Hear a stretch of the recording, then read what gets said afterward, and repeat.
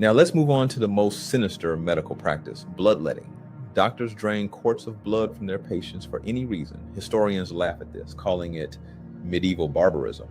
But let's look at it from the perspective of survival after a catastrophe. If the blood is saturated with toxins, if the lymphatic system is overloaded with breakdown products, then the mechanical removal of contaminated fluid is the only way to prolong life. This was primitive dialysis. They drained the infected blood, hoping the body would produce new, clean blood. This was not superstition. It was a harsh, bloody logic of survival in a critically poisoned environment. Think about the fashion for high collars, jabot, and neckerchiefs, which appeared precisely during this period. What were they hiding? Fashion? No, they were hiding thyroid problems, goiters, and surgical scars. The thyroid gland is the first organ to react to radiation. An epidemic of throat and neck diseases forced Taylor to create clothing that covered people up to their chins. Gloves worn constantly, even indoors, conceal ulcers on hands and deformed nails. Here we come to architectural inconsistencies that scream that the environment changed and the people living in it were newcomers or survivors, but not the builders. Look at the palaces of St. Petersburg in Europe. Gigantic single-pane windows, enormous halls with towering ceilings. And this is in the midst of the so-called Little Ice Age. We are told that the climate was harsh. Rivers froze to the bottom. Yet aristocrats built buildings impossible to heat. This is absurd. Bald, sick people in silks and wigs would have frozen to death in these stone boxes. The fireplaces we see now often look like decorative inserts added later. They are disproportionately small for such volumes. This means that the buildings were constructed for a different climate and by different beings who did not require such heating, and the hairless aristocrats simply occupied the ruins of a past civilization, trying to warm themselves by primitive hearths. They were refugees on their own planet, having lost health and technology, forced to hide their bald heads under wigs and their freezing bodies under layers of clothing in giant foreign homes. Look at the buildings in the historic center of your city, wherever you live, Moscow, South Korea, Prague, or Rome. You see the same picture that your brain is accustomed to ignoring. The windows of the first floors go deep underground. We are told this is the so-called cultural layer. Supposedly, over 2 or 3 centuries, people accumulated so much trash and dirt that the ground level rose by several yards. Think about this nonsense. Do you believe that aristocrats in powdered wigs and silk stockings who cared so much about their status walked knee-deep in waste for years, allowing their main entrances and windows to be buried? We are asked to believe that city dwellers were so lazy that they didn't remove trash but simply compacted it and built new roads over the first floors. But this is a lie designed for idiots. No cultural layer of such magnitude exists. Dirt does not grow on its own like grass. Before us are traces of a global catastrophe, that very flood or planetary scale mudslide that covered civilization with clay and silt. And here we return to our hairless aristocrats. The connection between buried floors and wigs is direct and terrifying. The catastrophe that buried the first floors of buildings brought with it not just soil. This clay was saturated with chemical or radioactive elements. The ground was radioactive. Those who survived or came to these territories immediately after the catastrophe found themselves at the epicenter of contamination. Vapors from this alluvial clay, which covered yards of space, struck at the most vulnerable, the endocrine system and hair follicles. People were literally living on a radioactive dump of history. This is precisely why the baldness epidemic affected everyone simultaneously. The closer to the ground, the closer to the cultural layer, the stronger the impact. Perhaps this is why the nobility tried to live on the second and third floors, leaving the first for servants or utility needs, but even that didn't save them. The atmosphere was poisoned everywhere. Now let's compare the technological capabilities of bald people in wigs with what is attributed to them. Official history claims that these people, treated with mercury and lacking basic sanitation, built magnificent star fortresses across the planet. Have you seen the geometry of these forts? They are perfect mathematical figures, precise to the inch. clad in stone weighing tons. We are told that soldiers with shovels and wheelbarrows did this. This is technological absurdity. The volume of earth and stonework involved in building just one such star exceeds the capabilities of any 18th century army, even if they worked around the clock without food or sleep. And there are thousands of such stars, from Europe to Japan. Who built them? Bald, sick people dying at 40 from lead poisoning? No, they didn't build them, they excavated them. The era we call a time of construction was actually an era of great excavation. The 18th century aristocrats were not creators, they were squatters. They occupied empty clay-covered cities of a highly advanced preceding civilization. They inserted their primitive wooden frames into gigantic openings designed for completely different glazing technologies. They hung their paintings over fresco they couldn't restore. They called it founding cities, though in reality it was an inventory of ruins. That's why in old paintings we see ruinists, artists who depicted ruins with photographic accuracy, overgrown with trees right in the middle of flourishing capitals. We are told these were artists' fantasies, but why fantasize about ruins if you live in a new developing world? The artists were depicting reality. They were documenting the process of new masters, those very hairless people in wigs inhabiting dead cities. Look at the brick production numbers. Building just one block of St. Petersburg or London would require hundreds of millions of bricks. Where are the factories? Where are the quarries? Where is the logistics? There is no data in archives about gigantic industrial complexes capable of providing such a volume. We are shown makeshift shacks where men manually molded bricks. This is laughable. If you calculate the speed of manual production, building just one Hermitage would have taken millennia. The conclusion is obvious. The buildings were already standing. They were constructed from materials whose creation technology we have lost. The brick we see in old masonry often surpasses modern concrete in quality. It rings like metal. And the 19th century builders simply plastered over what they found and claimed it as their own. This explains why the aristocracy so desperately tried to create the appearance of ancient lineage. They needed to legitimize their right to these palaces. Wigs, elaborate rituals, fabricated genealogies, all of it was theater. Theater designed to convince the populace that these weak, bald people were the rightful heirs of the gods who built this world. But the truth breaks through the cracks. Discrepancies in height. Doorknobs on old doors are often placed too high for a modern person. Stair steps can be uncomfortably high or wide. The acoustics of halls designed for something other than balls and music. All of this was not created for people standing 5'7" and tall.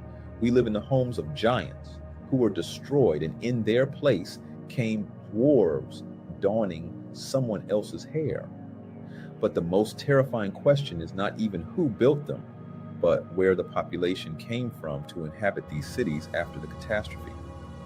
Demographic charts of the 19th century show an unnatural explosive population growth that is biologically impossible without external intervention, as if someone turned on an incubator.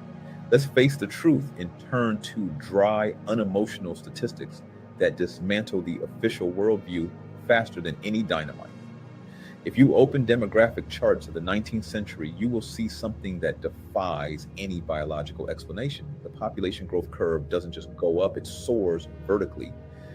They try to convince us that this is the result of improved medicine in the agrarian revolution.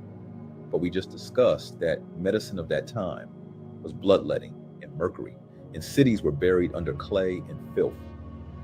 In conditions of total unsanitary practices, epidemics of cholera, smallpox, and typhus with no antibiotics, the Earth's population suddenly began to double and triple in record time.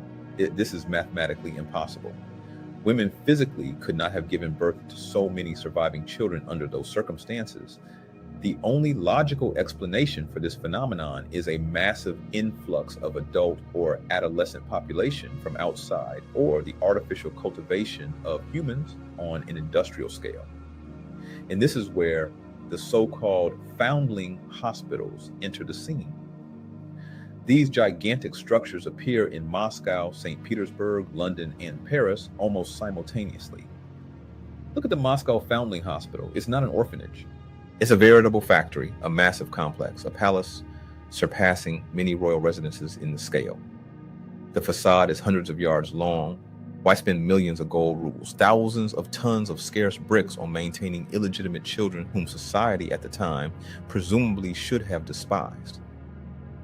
Official statistics claim that millions of infants passed through these homes. Millions. Where did such a number of abandoned children come from in a patriarchal religious society where extramarital affairs were a sin? We are told poverty, but even in poverty, mothers do not give up their children to concentration camps to certain death in such quantities. This contradicts the instinct for species survival. There is a terrifying hypothesis that these foundling hospitals were not orphanages, but distribution centers or even incubators. Archives contain strange mentions that infants were brought in by convoys, thousands of them, without documents, without names. They were simply numbered. It was an assembly line. Where did they come from? One theory is that these were children taken from the population of conquered territories, from those who remembered the old world. But there is an even more frightening theory. Cloning or artificial cultivation technologies that remained from a past world civilization and were used by the new masters of life to quickly restore the workforce. They needed slaves. They needed hands to excavate buried cities, lay railways, and work in the factories. The ideal slave is one who does not remember their parents, does not know their history, and has no familial attachment. Look at photographs from the late 19th century, factory floors full of children, armies of uniformly dressed soldiers with similar faces. This is the generations who don't remember their kinship. They were raised in barracks-like conditions, given minimal skills, taught a primitive language, and instilled with a new fabricated history.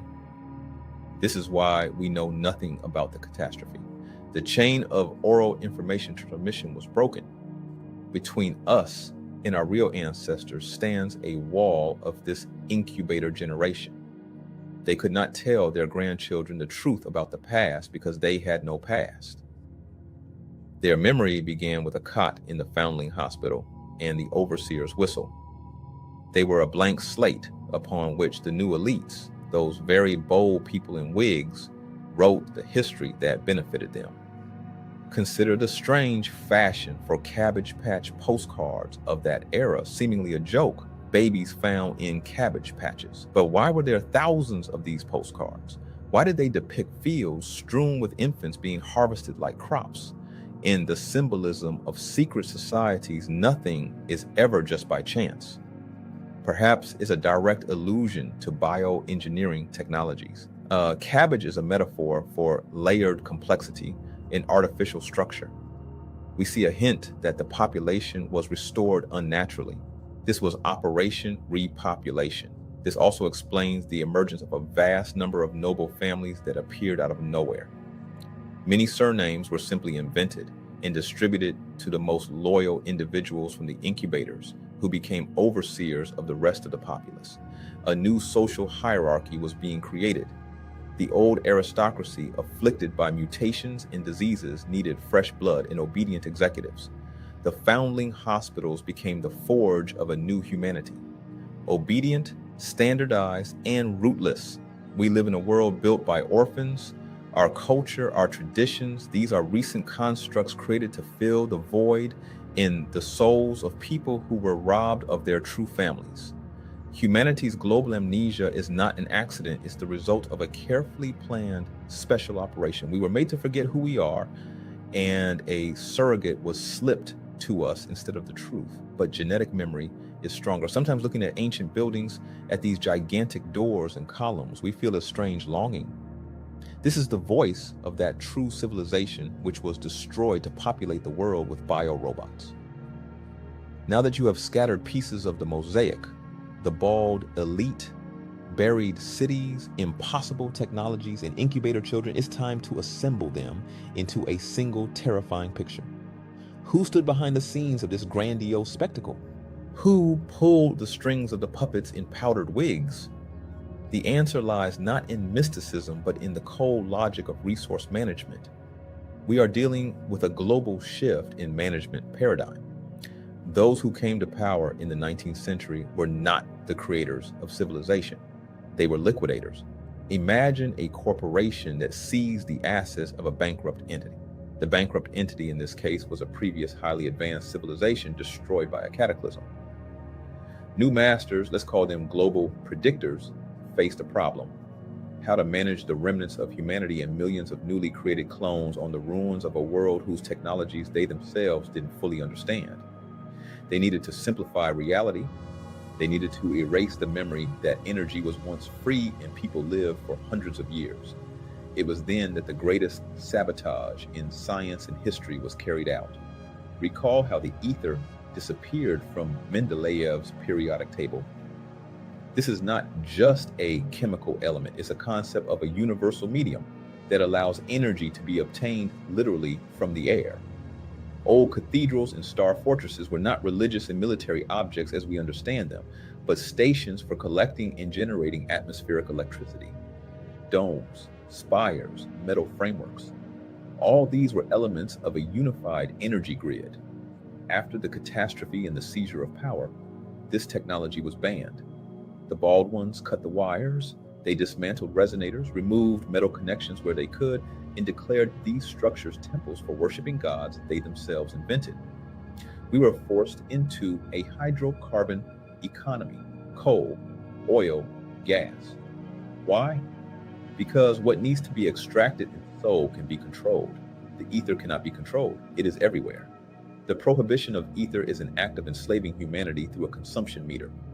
The aristocracy in wigs was merely a layer, overseers who gained the right to live in palaces in exchange for loyalty and silence. Their illnesses and mutations were the price for proximity to the epicenter of events, for contact with artifacts of the past that radiated death. They wore wigs not only to hide deformity, but also as a uniform distinguishing them from the gray mass of biorobots raised in foundling hospitals. It was a caste system built on lies. They invented the history of ancient Rome and Greece for us, shifted the chronology thousands of years back to break the connection of time. We were told we evolved from apes so we wouldn't realize that in reality we are the degraded descendants of gods, or even worse, the result of genetic engineering on the ruins of titans. We live in a cargo cult. We use buildings whose purpose we don't understand. We admire columns and porticos thinking they are beauty, though they are functional elements of lost physics.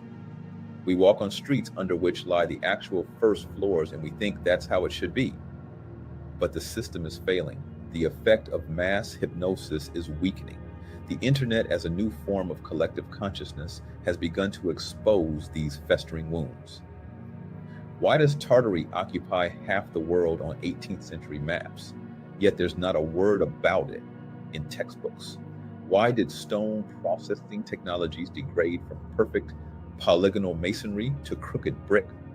All artificial history is a screen stretched over a rotten framework. The Great Reset has already happened, and perhaps more than once. We are at the end of another cycle. The epidemic of the hairless, that was a marker of the beginning of a new era, an era of artificial man detached from nature and cosmos. Hair as antenna connecting to the subtle world was removed to turn people into obedient executives, but genetics takes its toll. We are waking up. We are starting to ask questions, and this is the most terrifying for those who hide in the shadows behind historians and politicians. You don't have to take my word for it. Just go out into the streets of your old city. Look at the windows that disappear into the ground. Look at the granite embankments that cannot be carved with a chisel.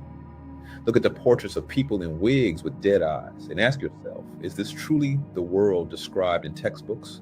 Or is it a facade behind which lies the truth about the greatest crime against humanity? We are only at the beginning of the journey. The truth is out there, and it is far more fantastic than any